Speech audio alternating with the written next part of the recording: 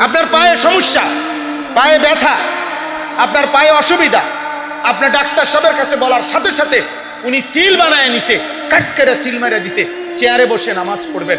ডাক্তারের বাপের ক্ষমতা নাই এটা বলার, কোন ডাক্তারের এই অধিকার নাই। আমি চ্যালেঞ্জ করলাম, চেয়ারে বসে নামাজ পড়া আর প্যারাসিটামল লেখা এক কথা না। চেয়ারে বসে নামাজ পড়া এটা ইসলামের বিধান, নামাজ পড়া এটা ইসলামের কি বিধান, আর নামাজের মধ্যে দাঁড়ানো এটা ফরজ। এই ফরজ আপনি ছেড়ে দিতে হইলে সুনির্দিষ্ট কারণ দেখিয়ে ওলামায়ে কেরাম থেকে, মুফতি সাহেব থেকে ফতোয়া নিতে হবে আপনাকে, ফতোয়া। আমি বলি, আবারও বুঝেন, চেয়ারে বসে নামাজ পড়া হারাম না। আবার বলতেছি, বুঝছেননি কথা? চেয়ারে বসে নামাজ পড়া কি নয়? হারাম নয়, কিন্তু শুধু ডাক্তারের সিদ্ধান্তে নামাজ পড়লে ওই নামাজ হবে না।